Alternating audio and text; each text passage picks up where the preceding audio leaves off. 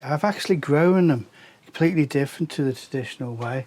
So what I'm going to do is go through the successes of it and also the failures of it as well. A big experiment for me, and I've learned so much from it. And you can't gain knowledge like this just by reading it. To actually see it, to see. Hello and welcome back.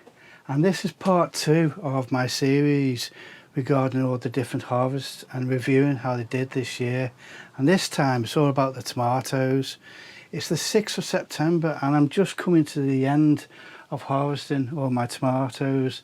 And I've got some real nice sized ones here. And yeah, I'm pretty pleased with how everything's done. Right, I got myself comfortable, got my notepad, and let's start. And I started these tomatoes with 3 aims. One, to start them off early, so hopefully I could miss blight and then reuse this greenhouse for other sowings later on in autumn. 2 was to try forcing the tomatoes. Now what forcing is actually keeping them in the pot, or small pot, so the roots are restricted. And that way you hopefully reduce the trusses, the distance between the trusses. And then the 3rd one was trying multi-stems. So what I was going to do with this, and all these are pretty well for multi-stems, but I was also going to try and start them or keep these multi-stems growing from as low as possible, which I have done in some cases. So where do I start? Well, I might as well start with the start, and I started growing these on, or sowed them on the 21st of January this year. I then potted them on the 7th of February. I potted them straight into these 9cm pots. They were quite straddly at the time, so what I did was I planted them pretty low down, and I did get a lot more roots from doing that, and they did become healthy plants.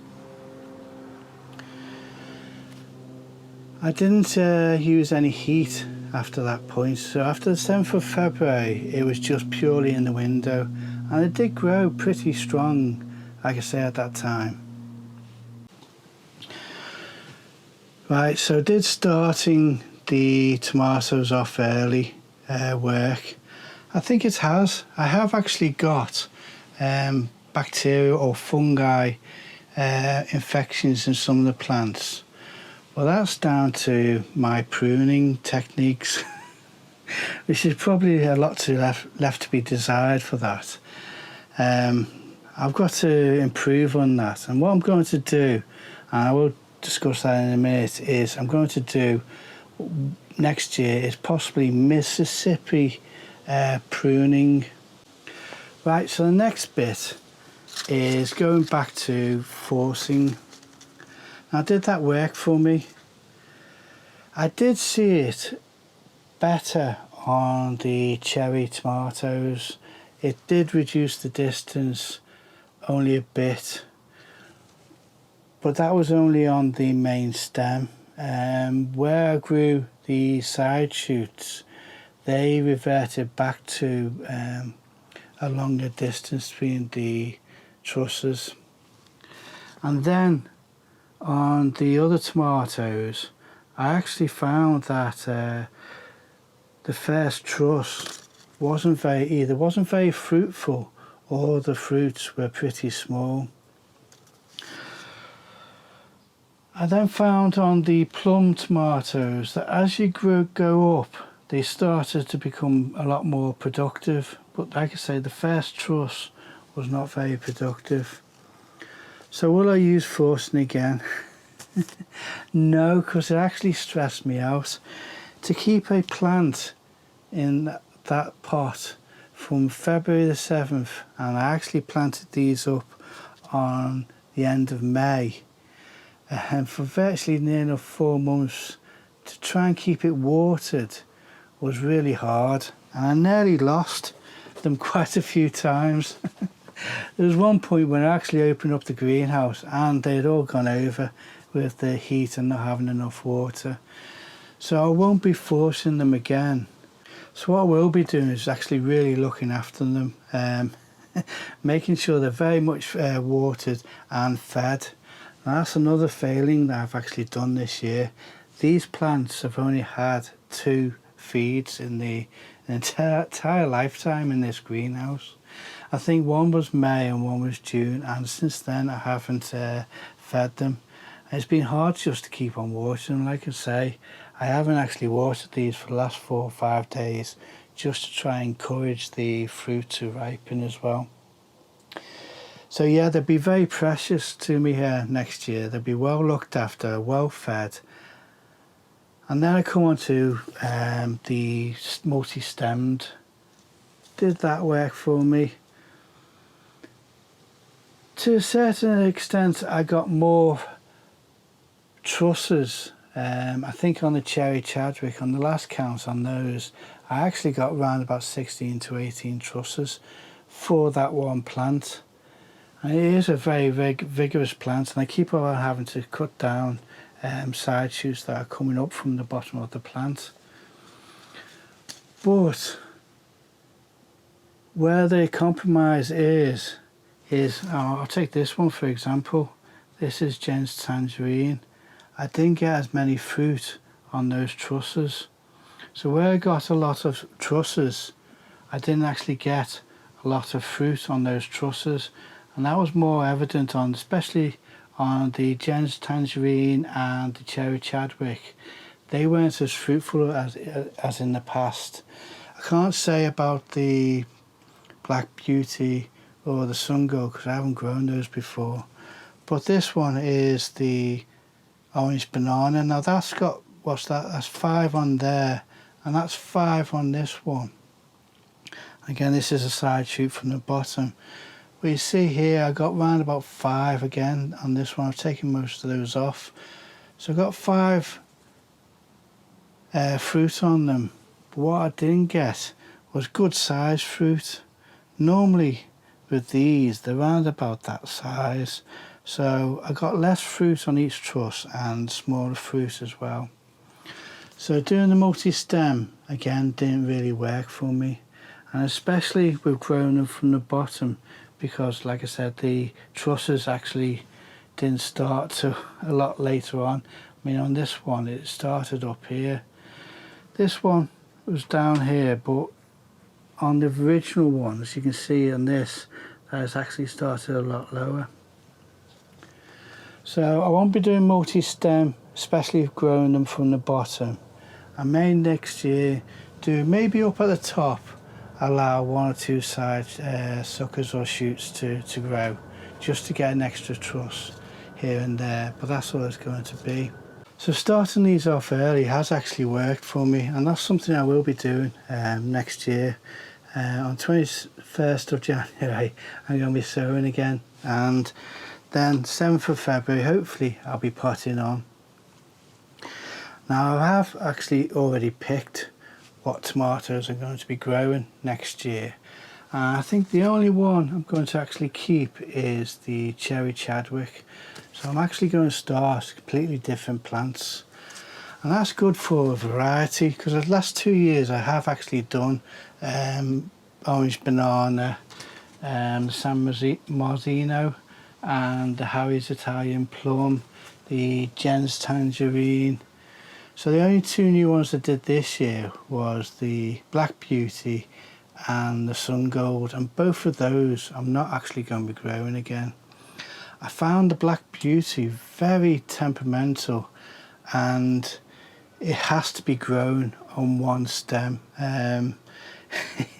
It really does get a lot of bacterial fungi on it, and that one was the problem plant for me. I got some nice size tomatoes off it, and I've been really enjoying them. But for a small greenhouse like this, this hasn't worked for me. So what am I actually going to grow next year? I've got a list. I've actually already bought the seeds. So over here in the corner will be the Burpee, is it Burpee Super Sauce tomato. That's supposed to be a real big tomato. That's an F1, and that's going to be the only F1 I'm going to grow next year. Then I got Rosy Burn. That's going to go over here in this corner, and again I'm going to just grow. And then next to it, instead of the orange banana, I'm going to go with purple Ukraine. That is also a larger banana type or plum tomato. Supposed to get to the size of a goose egg. And we do use a lot of these tomatoes, not as salad tomatoes, but as cooking sauce paste tomatoes. So on this side will be another version of the San Marzino. Is being bred with a Roma. Here's a heritage one, it's supposed to be a lot bigger. Then over here will be oh, I'm going to have to put this name up on the screen. It's Sky Comish. Hopefully I pronounced that right. I don't think I have done, but that's a big yellow one. And then on this side is Lotus. Again, another yellow salad tomato, that one is. And then over here is going to be Bloody Butcher. Now that is a smaller salad tomato. And over here will be again the Cherry Chadwick. Then in the corner over here will be 2 Grushovka and 2 Ethel Watkins Best. Now that one only gets to 4 foot, so what I'm going to do is take out the shelf there, but on this side I'll keep the shelf so I can actually have any spare plants or tomato peppers on that shelf. So like I said, I've already picked the seeds and hopefully they will be arriving in the next couple of days. And yeah, I'll start sowing those on the 21st of January. Right, so there you go. It was a big experiment for me and I've learned so much from it. And you can't gain knowledge like this just by reading it. To actually see it, to see how the bacterial infections happen. That's another thing with the multi-stem was I got obviously all these bacterial infections. Like I say, it's probably down to my pruning, which I will be using the Mississippi pruning next year, but it's also down to the airflow, and I can't get around that. It was down to the airflow and my upkeep of the tomatoes. There's plenty of times I walked in here and you just couldn't see the tomatoes for the leaves. So yeah, it was a good experiment, and like I say, I have learned a lot from it. But next year I'm going to be doing it completely different again. I'm going back to more traditional pampered tomato plants, which I'm actually looking forward to doing as well. Hopefully it'll be less upkeep, I get bigger fruit, and we'll see the difference, and I'll be able to again do a review and monitor the difference. Will I get plum tomatoes this size? Hopefully I'll get bigger ones because I'm using the purple Ukraine and I'll be using the super San Marzino that's been crossbred. I will put the name down below on that one because I forgot to write it down. I'm looking forward to also for the super sauce. Now that's supposed to virtually give you 1 pot of sauce from 1 tomato, so I don't know how many you actually get on the trusses. Right, that's a lot of waffle, but hopefully it's quite interesting in how growing the tomatoes this way has been a success, that I have missed blight, that I have got good amount of fruit off them, but not the right size that I'm anything to write home about. And also, like I say, it's nice to actually film harvesting, because I keep on forgetting. It's just a case of just nipping out from the kitchen and harvesting. And when I consider that I've only got 8 plants in here, I'm doing pretty well. Right, let's see these orange bananas. Again, these orange banana. Let me just show you these. You get a nice sized plum, and they're really nice for cooking, and that's what I mainly use these all for, is to roast them down and make a nice tomato sauce. So with all these different varieties, I certainly get a really rich flavour as well. So there's a few more of these orange bananas, but again, I may not do a orange banana next year. It may be that I go with, there's a purple version. I may go with that. But like I say, we'll see how we go. Right, and these cherry Chadwicks, again, is another real high producer for me.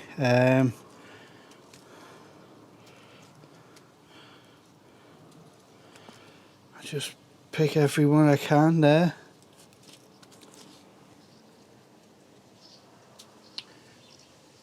You know, when you consider how many I've got off just this one plant, I'm really pleased with how it's worked out.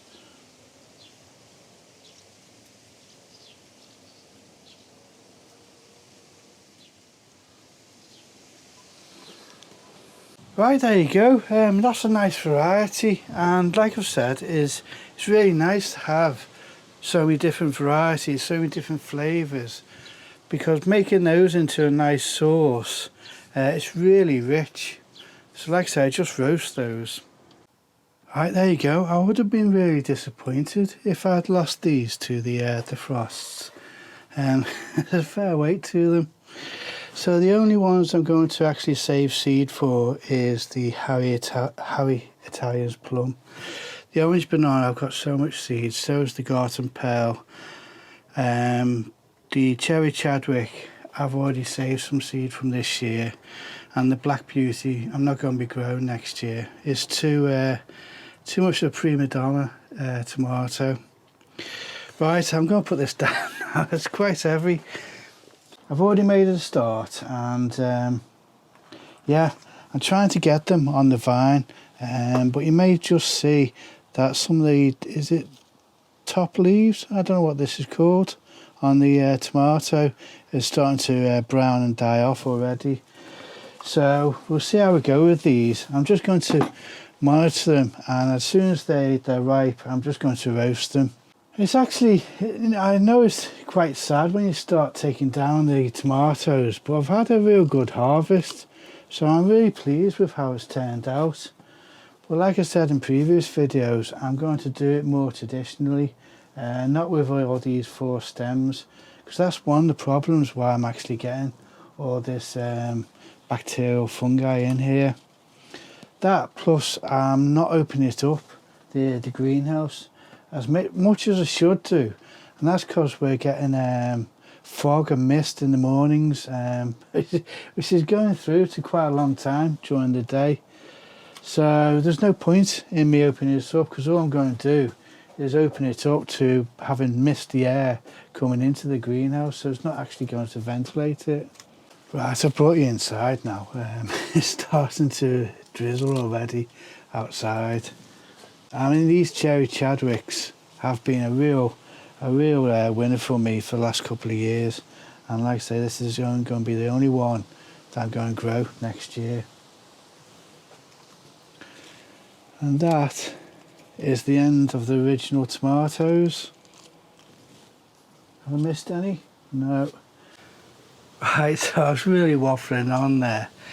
So like I say, I hope you enjoyed this video. I hope you've seen how, or learnt whether it's good to actually grow differently. I have learnt a lot from it. It's been quite an experience. It has been stressful, you know, that time when I opened the greenhouse and saw them all over and thought, I haven't got time to start them all off again. So yeah, like I always say, I hope you enjoyed the video, and I hope to see you next time in the next episode. And I hope it's not snowing as well.